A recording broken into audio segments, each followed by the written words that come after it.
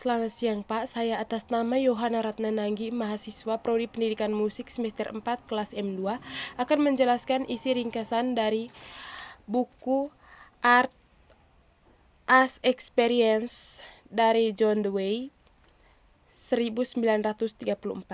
Inti pemikiran dari buku ini adalah seni adalah pengalaman hidup.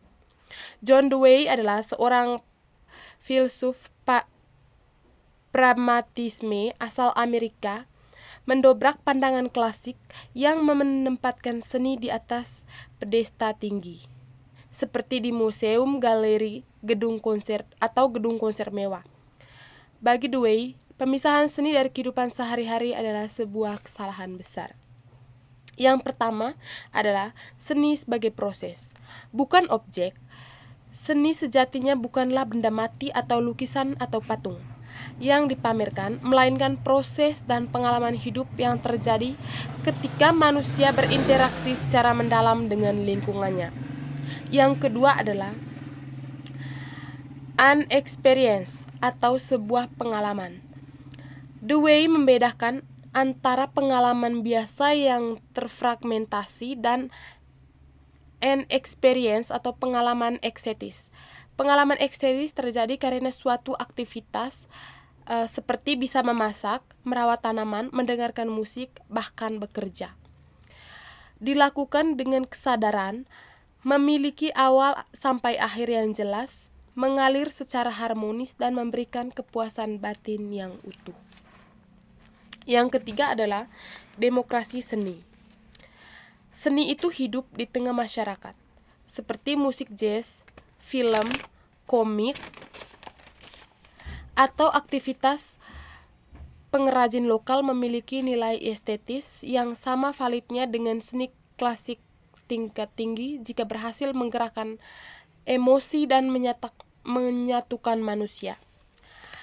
Karya seni sejati tidak terletak pada kanvas atau batu, melainkan pada bagaimana karya tersebut memperkaya, memperjelas, dan menyatukan pengalaman hidup manusia. Yang kedua adalah Edward Hanslick dalam bukunya yaitu On the Musically Beautiful tahun 1854. Isi pemikirannya adalah musik adalah keindahan bentuk murni atau formalisme. Edward Hanslick adalah seorang kritikus keterkemuka dari Austria, menulis buku ini sebagai bentuk perlawanan terhadap gerakan romantisisme yang mengagungkan bahwa fungsi musik adalah untuk mengekspresikan emosi atau menceritakan narasi tersebut. Yang pertama adalah otonomi musik.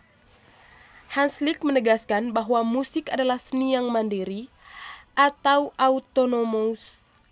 Keindahan musik tidak bergantung pada faktor luar seperti perasaan, sedih atau bahagia si komposer, cerita di balik lagu, reaksi emosional pendengarnya. Yang ketiga adalah Tonenbedweformen atau bentuk suara yang bergerak. Inilah Jürgen Hanslick yang paling terkenal. Baginya esensi dan konten dari musik hanyalah bunyi atau nada yang disusun dan bergerak dalam waktu. Keindahan musik murni terletak pada melodi, harmoni, ritme, dan struktur informasinya. Yang ketiga adalah informasi intelektual. Hanslick mengkritik para pendengar yang menikmati musik hanya secara emosional atau patologis atau menangis, melamun saat mendengar musik. Cara mendengar yang lebih ideal adalah mengikuti bagaimana musik berkembang, berjalin, dan diselesaikan. Musik tidak menceritakan apapun selain dirinya sendiri. Keindahan musik bersifat absolut, objektif, dan murni berada pada kombinasi nada-nada, bukan pada emosi yang ditimbulkan. Sekian dan terima kasih.